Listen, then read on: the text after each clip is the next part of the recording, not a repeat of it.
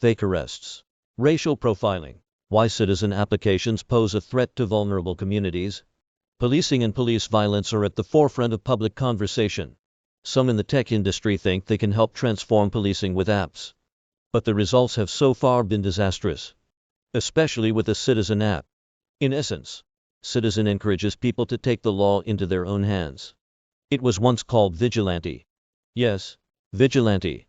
And its backers didn't give up when it was booted from Apple's App Store for encouraging anyone who uses it to take often dangerous matters into their own hands. They just changed its name to Citizen. Chances are you've heard of Citizen. It was the top-ranked news app in 2020. Has more than 7 million users. And is available in at least 30 cities, including New York, Los Angeles, Chicago, Phoenix, and the Bay Area. Created by SPON Inc., Citizen bills itself as a personal safety network that empowers you to protect yourself and the people and places you care about. It offers COVID-19 contact tracing, access to real-time 911 alerts, instant help from crisis responders, and safety tracking for friends and families.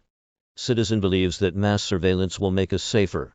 A blog post from 2016 wondered, what if everyone within a quarter mile of every reported crime were immediately made aware of it?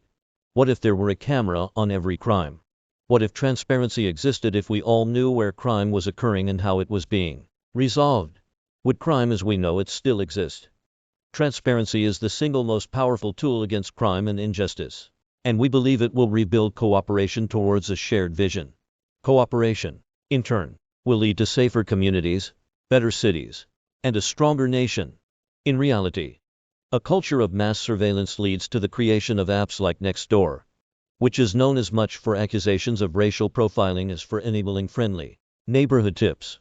Like Nextdoor, Citizen easily lends itself to racial bias, harassment, and greater surveillance. One notable example occurred in May, with a Citizen livestream receiving over 1 million views. The livestream started a manhunt in California after Citizen founder and CEO Andrew Frame personally offered a $30,000 bounty for information leading to the arrest of a suspect believed to be the source of a recent wildfire. It resulted in Citizen misidentifying a homeless man. At the time, a Los Angeles police spokesperson described the app's capabilities as potentially disastrous. The app gives people the power to say who is and who isn't suspicious, and who belongs in their community. Matthew Gariglia, a policy analyst at the nonprofit privacy watchdog Electronic Frontier Foundation, told CBS Money Watch, these apps are a digital superhighway for racial profiling. On June 28 in Oakland, journalist Davey D tweeted about a false report submitted by a Citizen user concerning 30 men armed with guns in his neighborhood, which turned out to be a small gathering of family and friends enjoying the movie and dancing. Davey D. June 28, 2021. None of these false alarms have deterred Citizen, which plans to make the app indispensable to local police forces. Citizen also recently tested an on-demand private police force that could be summoned with the app, but they abandoned the plan after a 1-month pilot. What can be done about Citizen and similar apps? Apps that encourage people to fear and turn in suspicious neighbors, start manhunts based on nothing, and turn a party into a riot.